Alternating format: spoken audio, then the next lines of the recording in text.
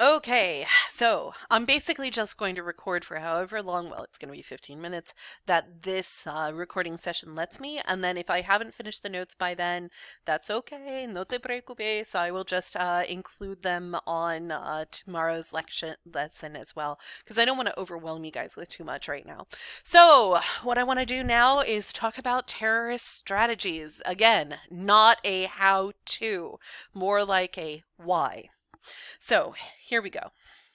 The first thing I want to talk about with regards to terror is that terror's goal is to atomize society. That is to break it apart.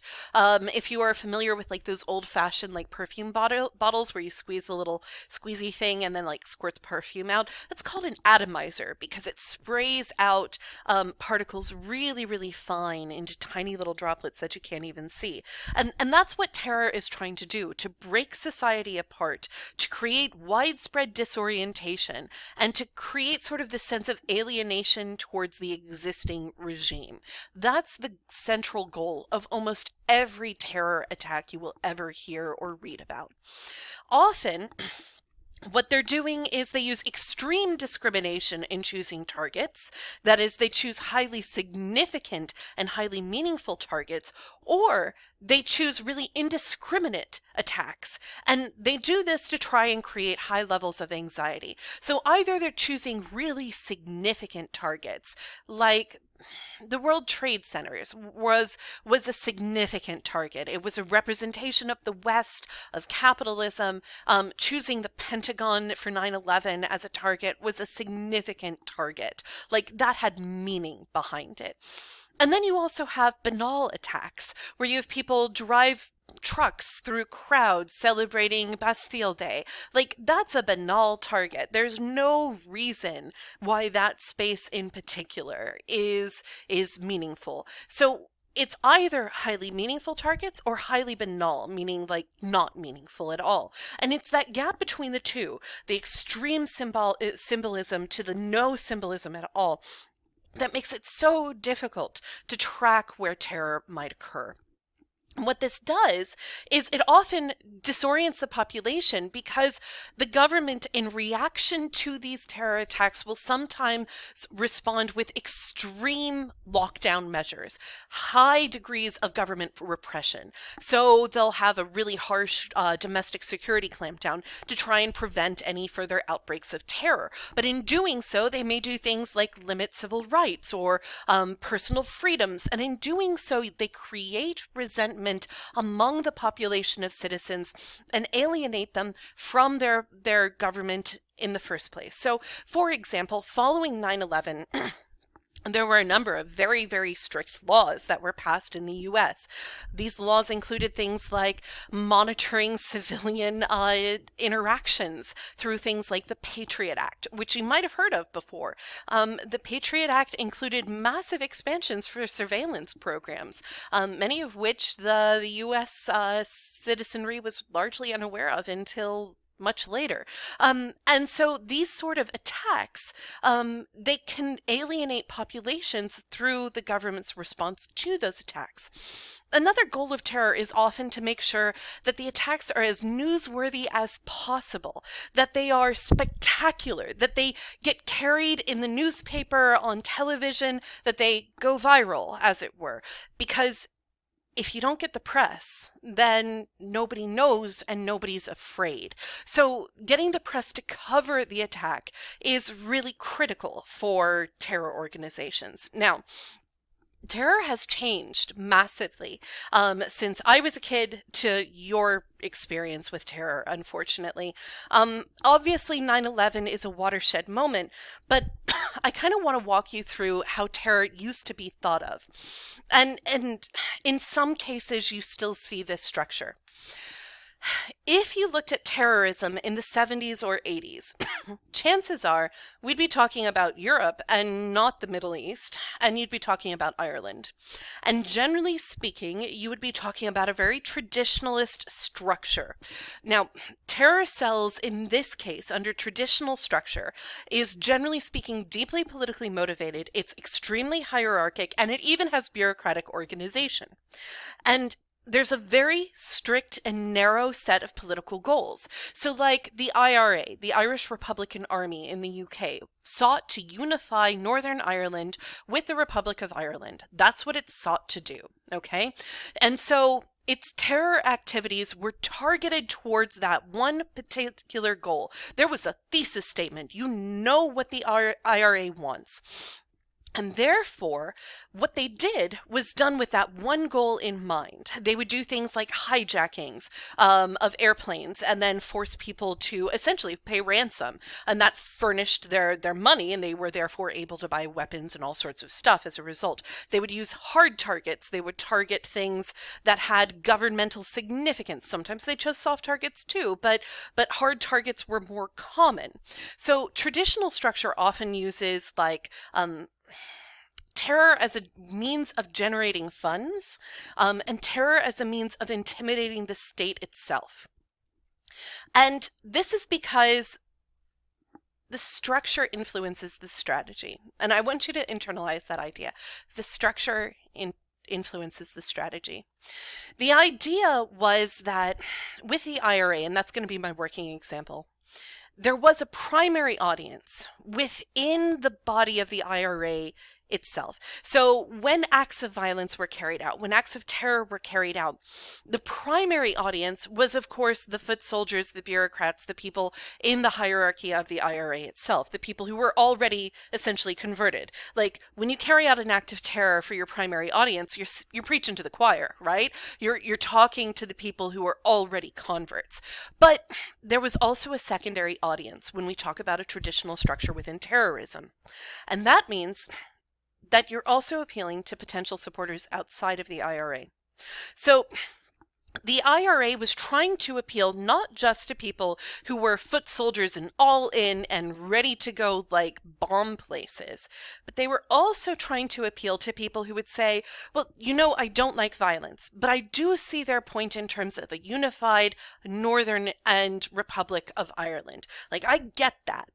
And they're looking for that sympathy for the people who are like, well, I don't like violence, but it's that but that they want to play to.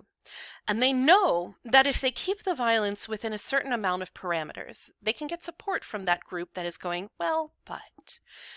And that well, but audience there, that secondary audience is really important because eventually those groups, the IRA, ETA, which is a Basque separatist terror organization, the PLO in Palestine, the FARC in Colombia, ultimately their goals were to bring down the existing governmental regime and to create a new one, or to unify with an existing governmental regime.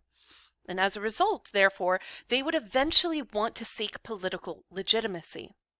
And if they went too far, if they went too far beyond attacking just the state or beyond creating sort of the illusion of legitimacy of their actions, they would lose that secondary audience. So secondary audiences create a limiting factor for the scale of violence. But today, terror structures don't really work like that. They're not hierarchical. They're not in this triangular structure that you see here, where you've got kind of like the foot soldiers at the bottom. These are the guys who set the actual bombs. These are the people who do fundraising. For real, they did fundraisings. They do the propaganda. Like, they put out magazines. Quite literally, they did this stuff. Today, some structures still do this, where they, you know, like ISIS has a propaganda wing that's incredibly sophisticated. And then you have the political elite, the people who are saying, do this thing, and then everybody does it. But that's not how terror systems work today, broadly. Instead, modern terrorism is mostly amorphous and decentralized, and so too are their goals. There is no permanent center. Terror cells today very rarely have a thesis statement. They very rarely have an absolute statement of what they want, okay? You know, in every Disney movie, there's a part where like the hero or the heroine stands up and they sing, and it's this big glorious song about like, you know, like Little Mermaid, like, I want to be where the people are, okay, right? Like, that's an I want song where they say what they want. Current terrorist structures don't have I want songs. Instead, they just kind of have this laundry list of things like, well, stuff needs to change. Well, yes, and because there's no defined stopping point, how do you know when you've reached it? Then there is no stopping point for the violence either. There's also no center. There's no one person calling the shots. And because there is no one person calling the shots, that means that you're playing whack-a-mole by trying to take out like terror structure. It doesn't work that way. Generally speaking, the ideologies become massive, very broad, very generalized, super political like ideologies that don't really have stopping points. So if you look at ISIS, what do they want to do? Well, they want to recreate the caliphate. Okay, which one, when, and how? How do you know when you've done that? And then if you drill down and ask individual people who are involved, the answer is we don't know. So when you don't have goals that are expressly political and expressly limited to what you're trying to achieve, then you increase the scale of violence because there is no secondary audience. There is no like goal for political legitimacy ultimately because it's only you within the group, only you within the converted, only you within the choir who understands the truth, and everybody else is the enemy. And they cannot be made the secondary audience, and so there is no stopping point. There is no limit. The only audience is the primary audience. The only audience is the choir. The people you're preaching to are the ones who have already been converted. Everybody else is an obstacle. And so this is what's become so frightening and so difficult to deal with in terms of modern terrorism. Because what they're doing here is they're using, essentially in computer technological terms, they're using network tactics. The center isn't one person in one place, it is all people in all places. Yes, there are some people who have greater access to power and greater access to information, but the idea is that you can essentially self-radicalize. You can become your own individual terror cell. You don't have to be part of a physical group. And this is where the internet comes in, right? Like, this is what happens when you have technology that allows people both the gift and the detriment of being able to connect at a click. So this means that modern terrorism is extremely difficult for us to limit. Now, when we try to think about like what drives people to an act of terror, it's not as clear cut as it is when we look at, say, revolution. When people are talking revolution, it's because they feel that the institutions of the current regime have failed them, and they have some sort of plan for what they want to see next. But that doesn't really count when we talk about terrorism. We can still talk about it institutionally, ideationally, and individually, but it's harder for us to do so because there are some explanations that work better than others. So institutional explanations tend to work fairly well. One of the things that we look at often is poverty and a lack of education. That's a common reason why we see people move to terror, but it doesn't fully explain everything because sometimes the upper echelons of terrorist organizations are highly educated and very well off. I mean, Osama bin Laden was educated in the United States and was not a poor man. Like, this is not a get out of like fault free card. There are reasons why terror occurs, and it doesn't always lap directly onto sort of relative deprivation theory. This is significantly different from revolution. Revolution almost always has some sort of institutional connection to this.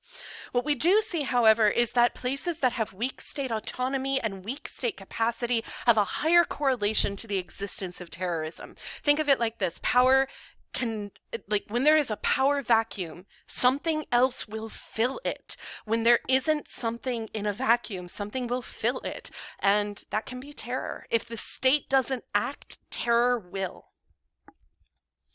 So this right here is a good example of terror. This is the death of the, let's see here, is this Tsar Nicholas? No, it's not. It's Tsar Alexander.